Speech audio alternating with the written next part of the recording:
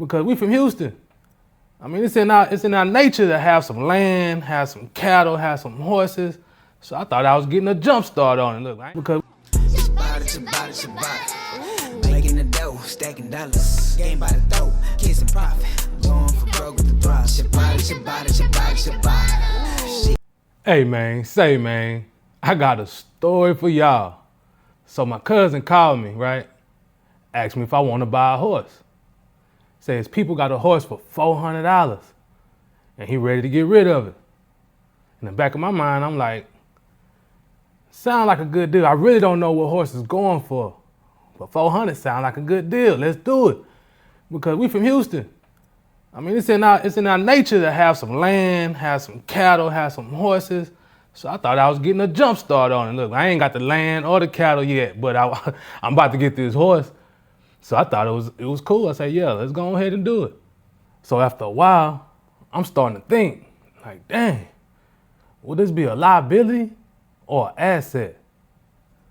Because mind you, I ain't got no horse stable. I ain't got no food for the horse. I ain't prepared at all to have a horse. So I had to have a real life Ciabatta check with myself. And I low key had a real live nigga moment at the time when my cousin told me about this deal on this horse. But I had to sit back and think, do I really need this horse? So with this Ciabatta check, all it is me really thinking about, is this purchase gonna help me or is it gonna hurt me, pocket-wise? And again, I don't really know what horse is going for, but it sounds like a good deal. But that's not the problem that's gonna come with the purchase of the horse. Let's break down what I really be paying for when I get this horse. First, I gotta get feed and hay for the horse. That's a cool $100 to $300 a month just for that. Then I gotta find somewhere for the horse to stay. I need a stable.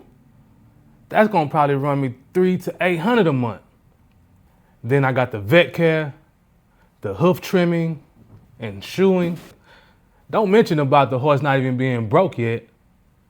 See, I'm not even broke. I don't even know how to ride a horse. I need somebody to train the horse. I need somebody to train me.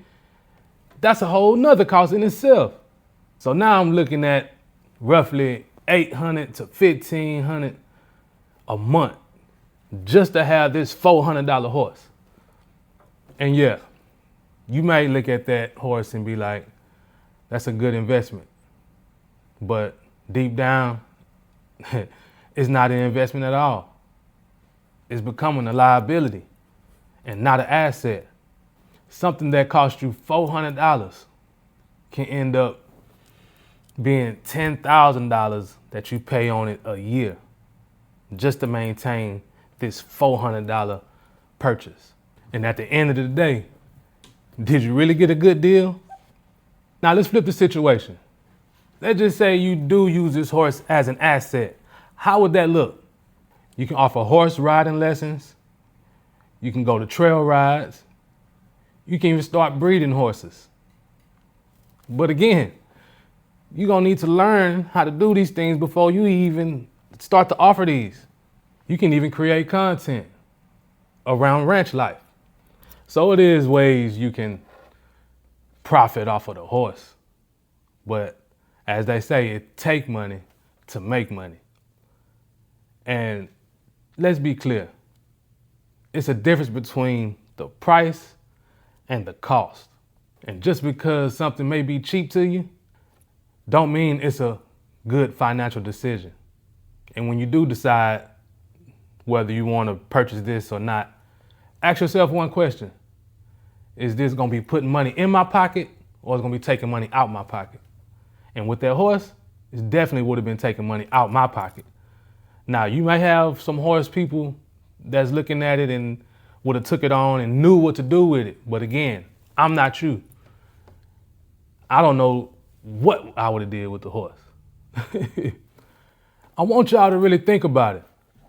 Before you make that big purchase, sit back for like 24 hours and have a Ciabatta check with yourself. Is it gonna bring money in or is it gonna take money out your pocket? And if it's taking money out, leave it where it's at. It means no good to you. So I just had to drop this story on y'all, man, on that $400 horse I could have bought, but it didn't make sense at the time, so I left it where it was at. I appreciate y'all tapping in to Ciabatta Talks with Cease, where we breaking bread and building wealth. Until next time, one.